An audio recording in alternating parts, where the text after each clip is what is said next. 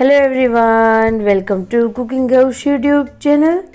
તો આજે હું તમારી જોડે શેર કરીશ ખૂબ જ ઇફેક્ટિવ એવી હોમ રેમેડી, જે લોકોને સ્પેશિયલી શરદી ઉધરસ થતા હોય તેમને તો ખૂબ જ સારો એવો ફાયદો થશે। આ હોમ રેમેડી કોઈ પણ એજના લોકો લઈ શકે છે, બાળકો હોય કે વડીલો બધા માટે ખૂબ જ ઉપયોગી થશે।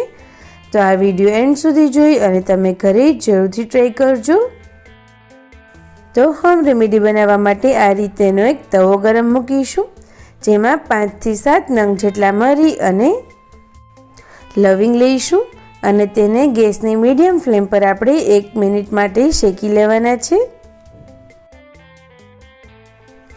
તો બંને સરસ રીતે શેકાઈ જાય ત્યારબાદ ગેસની ફ્લેમ ઓફ કરી દઈશું અને આ રીતે આપણે તેને પીસી લેવાનું છે।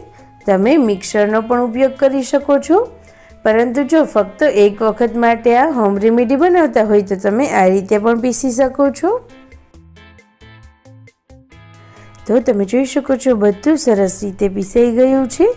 તો હવે આપણે આ રીતે એક આદું લઈ અને પહેલાં તેને છોલી લઈશું અને ત્યારબાદ આદુને આ રીતે ખમણી લેવાનો છે, જેમાંથી 1 ચમચી જેટલો આપણે રસ કાઢવાનો રહેશે। તો આદુને ખમણી અને આ રીતે આપણે ગરની ઉપર લઈ લઈશું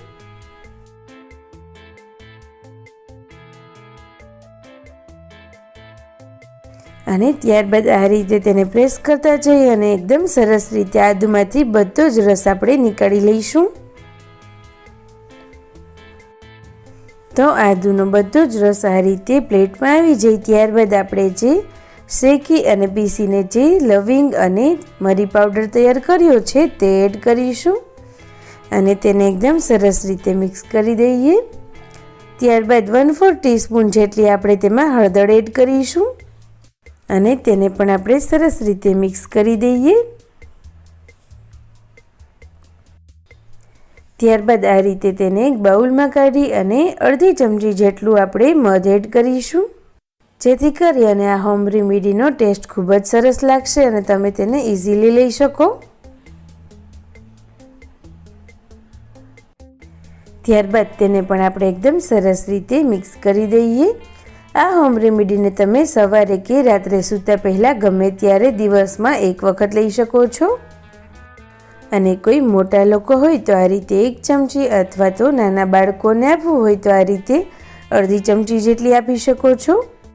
તો જો તમારા પણ ઘરમાં કોઈને પણ શરદી ઉધરસ થયા હોય તો આ હોમ રેમેડી ઘરે જરૂરથી ટ્રાય કરજો અને તમને મારી આ રેસીપી સારી લાગી હોય તો પ્લીઝ આ વિડીયોને લાઈક કરજો, શેર કરજો અને ચેનલ ઉપર નવા હોય તો જલ્દીથી તેને સબસ્ક્રાઈબ કરી દો।